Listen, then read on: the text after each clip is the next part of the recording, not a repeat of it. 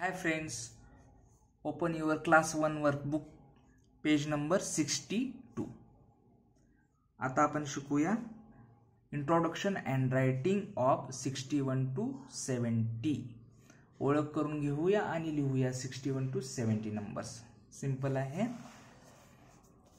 61, 62, 63, 64, 65, 66, 67, 68, 69 and 70.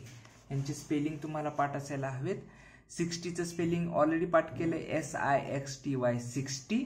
त्याच्या पुढे फक्त ONE 1 जोडला म्हणजे 61. तसंच SIXTY 60, TWO 62, SIXTY 60, THREE 363, SIXTY 60, FOUR 464, SIXTY 60, FYVE 565, SIXTY 60, SIX 66, SIXTY 60, SEVEN 767, SIXTY 60, EIGHT 868, SIXTY 60, NINE 969. आणि 70 चं स्पेलिंग पूर्ण नवीन आहे. काय नाही, सिंपल आहे. इथे 7 दिसतोय ना आपल्याला, तर इथे फक्त 7 चे स्पेलिंग आहे SEVEN, त्याच्या पुढे TY जोडलाय. SEVEN TY 70, SEVEN TY 70, SEVEN TY 70. आता आपण याच्यामध्ये ह्या नंबर्स मध्ये टेन्स आणि हे किती आहेत, युनिट्स किती आहेत हे शिकतोय.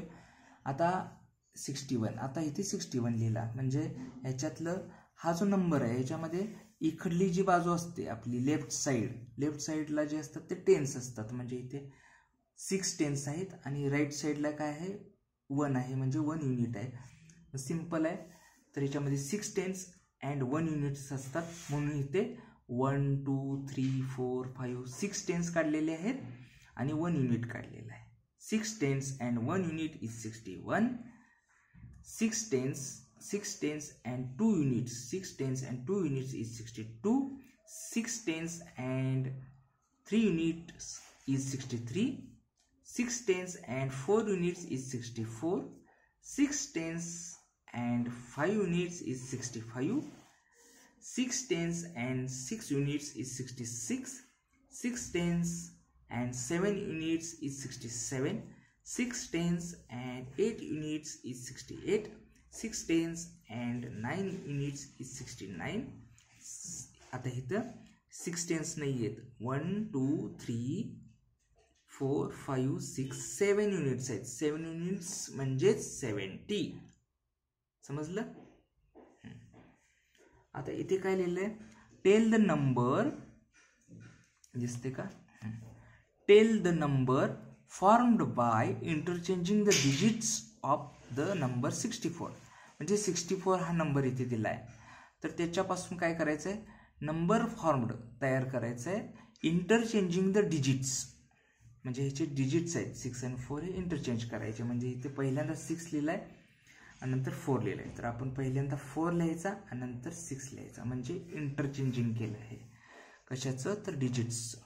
आणि याच्यानंतर 64 नंबर होता, तर आपल्याकडे काय नंबर झाला, 46 झाला. म्हणजे हेच आपल्याला सांगायचं आहे इथं. Okay, bye.